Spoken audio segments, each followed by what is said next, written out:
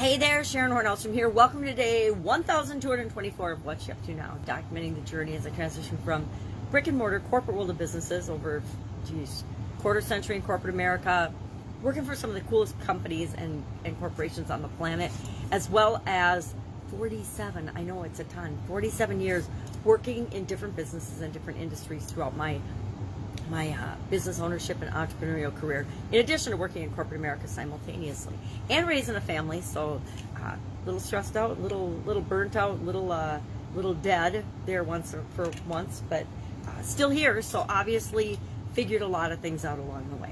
Well, in 2017 actually, I had, following my divorce and divestiture of all my businesses with my ex-husband, the opportunity to explore and figure out what I wanted to do with my life. I was old enough that I didn't want to go back to doing a lot of the things I'd done in the past, you know, the been there, done there stuff, been there, done there, been there, done that stuff.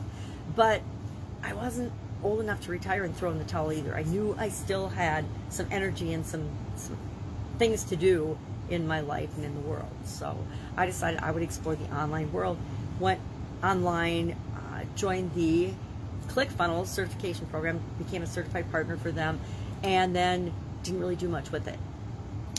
Did it just for my own education and as a way to enter the online world and try to understand it more quickly and easily. Now, I'd be lying if I said I thought I figured it out more quickly and easily because of that program. It was a great program. Still, it doesn't exist anymore. They closed it down.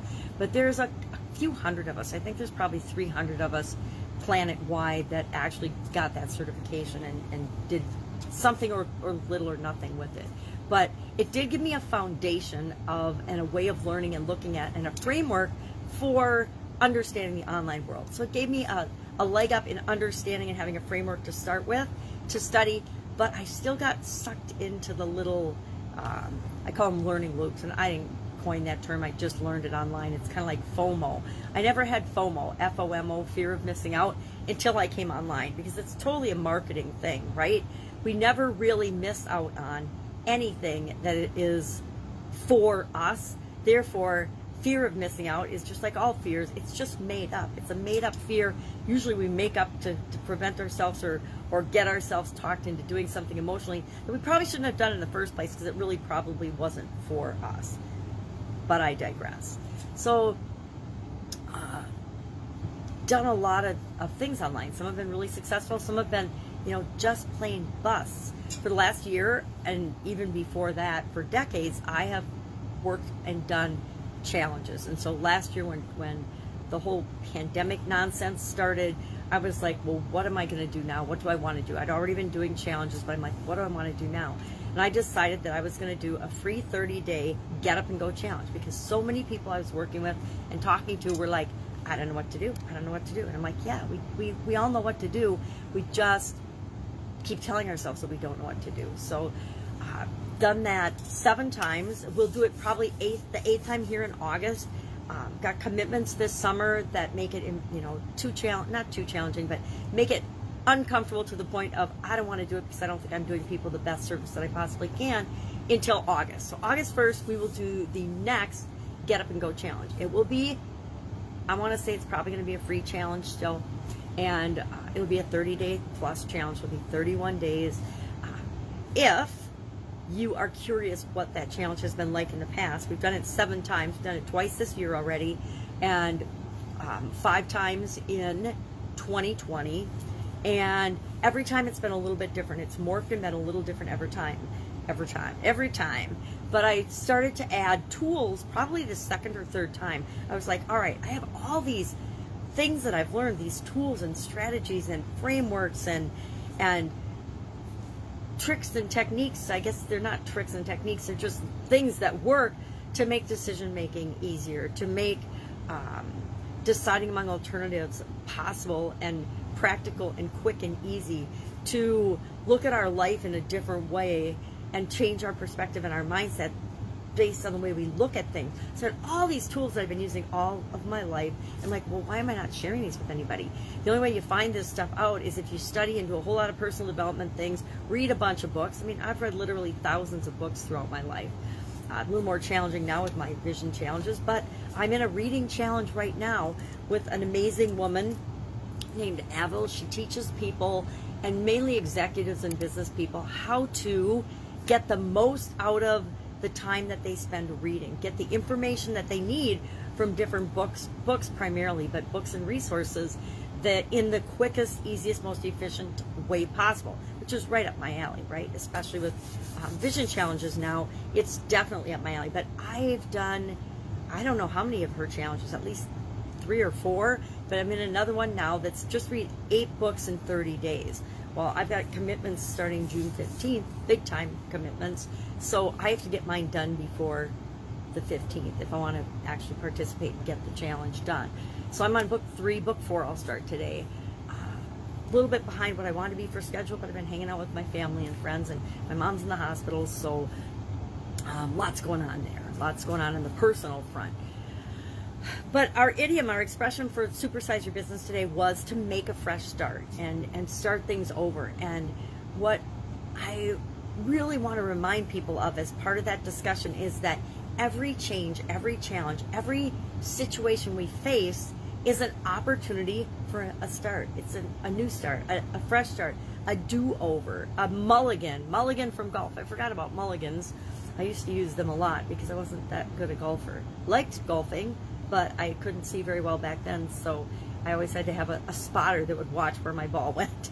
Usually my ex-husband, but sometimes other people would do it for me as well.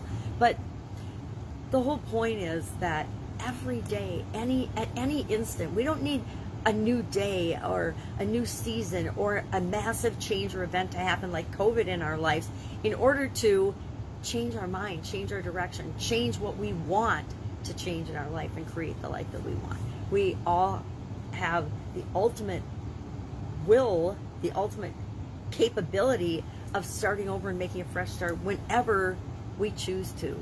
And that's a lot of freedom, but it's also a lot of responsibility, because it's very easy to get in our life and just be chugging along down one road only to find out after we're, you know, a decade or 2 down that road that it wasn't really the right road for us, that we'd made the wrong choice at a juncture 5 to 10 years ago.